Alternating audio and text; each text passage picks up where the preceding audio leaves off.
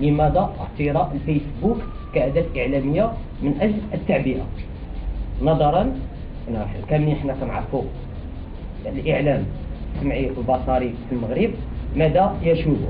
هناك نوع من التعتيم، هناك نوع من الإقصاء المباشر للشباب، لأن أصلا حتى الفكرة اللي كانت مسبقة على الشباب بين قوسين وتسميح هما شباب الهيب هوب، شباب عازفين على السياسة، شباب لا يشاركون لا كيفيا ولا كميا في كل رهانة وطنية. الآن استطاع هذا الشباب هذا اللي تعرف بأنه شباب هامشي أنه ظهر الوجود وعبر على هموم ديال الشعب، وهذه الهموم هذه اللي كنقولوها الآن هي هموم تراكمية. فقط الشباب أعاد إبراز مجموعة هذه الهموم، وهو هذا من جانب. حينما نتكلم على مبادئ الحركة وهي 3 مبادئ. أول مبدأ هنا كنتكلموا عليه هو مبدأ الجماهيرية. فنحن نقول كيف ما قلنا حتى في الكلمة اللي كانت في الوقفة ديال 20 مارس، نحن من الشعب وإلى الشعب وصوت الشعب ونخدم الشعب. دونك لأن كاين هنا مجموعة من الأقلام المغرضة والتسميح على المصطلح اللي حاولت ما أمكن أنها تديفيي الحركة بأشكال أخرى، وقالت بأن هذه الحركية اللي ظهرت الآن الوجود إنما هي حركية ديال النقد وديال النقد ديال حركية اتجاهية معينة.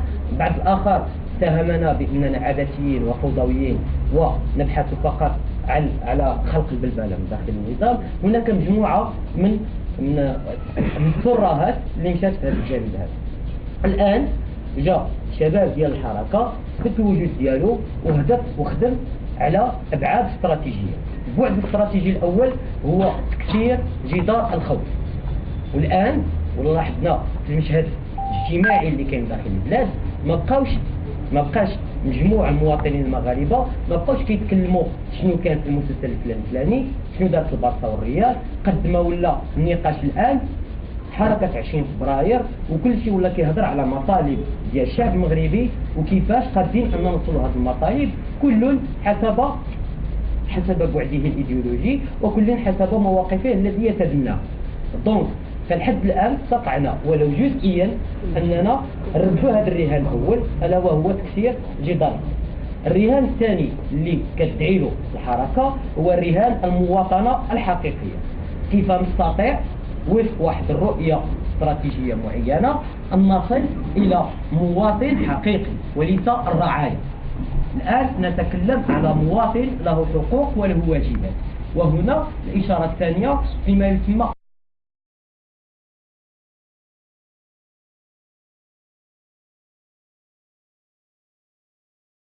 هي حركة يشوبها ولا يحاولون أسلمة الحركة بدون أن ندخل في التفاصيل، أو ما يسميوهن باليسار العدمي، وأنا أتحفظ وهذه كلمات مردودة عليهم. فنحن نقول بأن الحركة هي للجميع ولكن وفق الأرضية الوطنية المسطرة. أما على مستوى العمل النضالي فالعمل النضالي له خصوصياته حسب المواقع. فالأرضية هي أرضية موحدة وطنيا، والعمل النضالي فله خصوصيات كل يعمل وفق الخصوصيات المحلية ديال المنطقة. بالنسبة للقضية ديال المطالب الوطنية للحركة قبل ما يقع التشويش الإعلامي هذا اللي ندخل على خط واحد مجموعة أخرى كل الحسابات ديالو، الحركة من وحدة القضية ديالها كانت واضحة المطالب والنقط ديالها. لا هو معيشي راه واضح، خفض الأسعار، رفع الحد الأدنى من الأجور إلى آخره. بالنسبة للجانب ديال الجانب الاقتصادي وأن ما يبقاش الاقتصاد الدريع، ما يبقاش البارازيت الاقتصاد، ما يبقاش داك الاقتصاد ديال الرخص، الامتيازات، الاحتكار إلى آخره. محاسبة الناهبين المال العام، مسؤولين عن جرائم اقتصادية ومالية إلى آخره. كاين جانب آخر ديال إطلاق سراح معتقلين بالرأي وإطلاق سراح معتقلين سياسيين أو اللي تعرضوا للمحاكمات، يعني المحاكمات اللي كانت محاكمات جائرة فيها محاضر مطبوخة إلى آخره، فيهم المعتقلين بما يسمى الآلفية الجهادية وغيرهم. بالنسبة للجانب الدستوري وهذه اللي درست عليها الحركة، كاين واحد الجانب اللي كانت اقترحته علاش كتكون اقتراح؟ لانه منطقيا لا يعقل اننا غادي ننزل للشارع باش غادي نفرض تعديل بواحد الفصل معين او يزيدوني واحد الفصل معين هنا في الدستور او خصوصا الدستور على حسب المقاس ديالو. هذه ما كايناش، الحركه ما كتمشيش لهذا المنطق هذا. المطلب الاساسي ديال الحركه وهو ان دابا محتاجه لواحد الدستور جديد.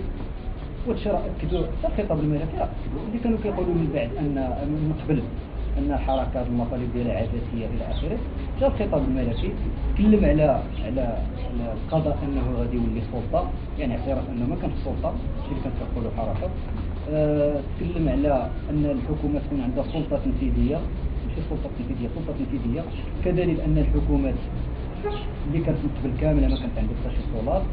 هضر على مجموعه ديال الامور اللي كانت اعتراف ضمني بداكشي اللي كانت كتطالب به الحركه. الحركه 20 فبراير كتطالب بدستور جديد، كتطالب بالتعديل الدستوري او التغيير، كتطالب بشي جراحات تجميليه لهذا الدستور اللي عندنا، كتطالب بدستور جديد باش غادي يتاسس تأسيس دستور جديد بمجلس تأسيسي المنتخب من طرف الجمهورية. يعني لا الحركه مراتها وصيه ديال المغرب ولا ما كتعترف اي وصي كما كان، سواء كان لجنه ملكيه معينه او سواء كانت احزاب او غيرها. لان الامور هذه واضحه. كاينين اللي رفعوا المطالب ديال الملكيه البرلمانيه او غيرها اللي كتقاطع مع المطالب ديال الحركه، ولكن الاتجاه اللي كيمشيو فيه ماشي بالضروره هو الاتجاه اللي ماشي فيه الحركه. الاتجاه ديال الحركه واضح، وهو ان اي دستور ممنوع معطى من الفوق مرفوض من 2009. الدستور اللي محتاجينه هو اللي وقع فيه تداول من القاعده الشعبيه، ان الشعب هو اللي ينتخب من بعد ما الحساسيات السياسيه والايديولوجيه كلها اللي تعرض للمشاريع الدستوريه ديالها المغاربه اللي غادي ينتخبوهم، وهذاك الساعه غادي يصيغوا الدستور اللي غادي يعرضوا على الاستفتاء. كاينين شي اللي يدخلوا من بعد ولا يكتبوا باسم الحركه، يعني حتى باش نسميو الامور النسميه دايره.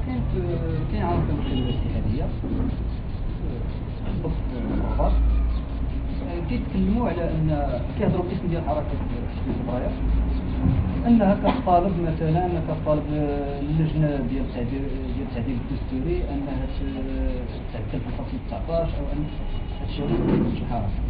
هذا ماشي هو الخطاب ديال الحركه. الخطاب ديال الحركه واضح، وهو ان هذه المطالب هذه تسمى مطالب وحقوق في نفس الوقت. يعني حنا ماشي راه ما انتخبوناش المغاربه باش غادي نمثلوهم، ولكن حنا خدينا المبادره باش غادي نترافعوا على واحد الحق اللي هو حق كل مغربي وفي هذا الشيء. اللي كنتكلموا على مجلس تأسيسي منتخب في بلادنا، هذا حق ما نظنش شي واحد اللي يحترم هذا الحق. ان الشعب هو المستقبل السياده، الشعب هو المستقبل السلطه كامله. لان هذه مساله واضحه ومنطقيه.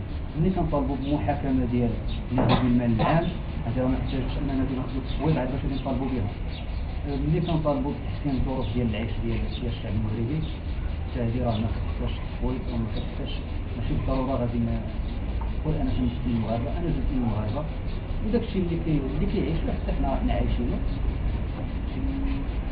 على مستوى المطالب المحليه، لان هضرنا على مستوى المطالب المحليه لان حيت تكلمنا عن الخصوصيه ديال الخصوصيه على مستوى الفعل النضالي على حسب المناطق.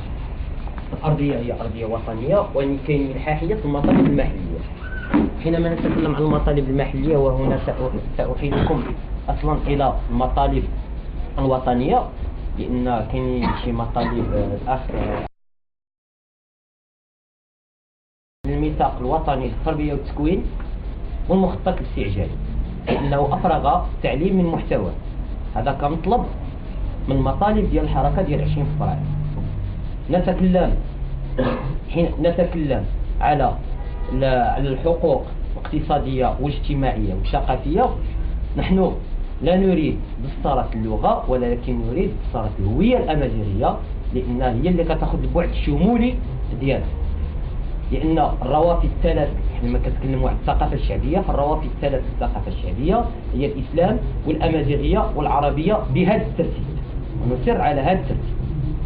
حينما نتكلم عن المطالب الاجتماعيه، راني نهضر هنا محليا، ما هي المطالب الاجتماعية التي أثبت ذاتها وبجلاء من داخل تاز.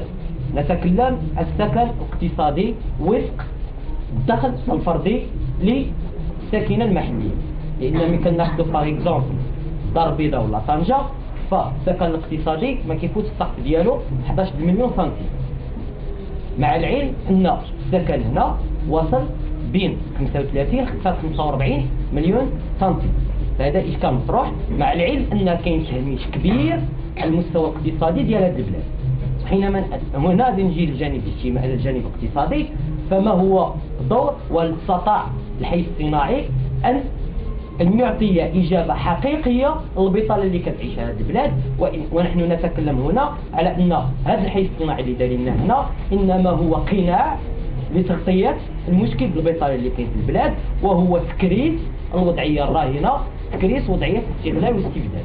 نتساءل مع الحضور الكريم، واش في النظر ديالكم نهضروا هنا بالدارجة 12,000 ريال قادة أنها تعيش مواطن العيش الكريم، مع العلم أن هناك غلاء فاحش على مستوى الكرة وتيتديك. نتكلم على الإدماج المباشر لحاملي الشهادات، إدماج المباشر لحاملي الشهادات خاصة في هذا الموسم لكل حاملي الشهادة. أي نعم، كان الذي يجي يقول بأن هذا فكر طوباوي، وإنما حاليا تدعي الإدماج المباشر، لأن ما يمكنش أنا ملي كنجي نشوف أنا ساكنة ديال تازا، وهنا لا أتكلم على ساكنة تازا وإنما أتكلم فقط كمعاين ومراقب لما يدور. في الأغلبية ديال المعطلين فتحت السن اللي كيسمح لهم الولوج المباشر للوظيفة العمومية اللي هي 45 سنة. أغلبية ديال المعطلين، مع العلم نحن نتحفظ على هذه الحركيات اللي خرجت والضرب ديالها في الأطر، في المؤسسات ولا في الإطارات اللي كانت ماشية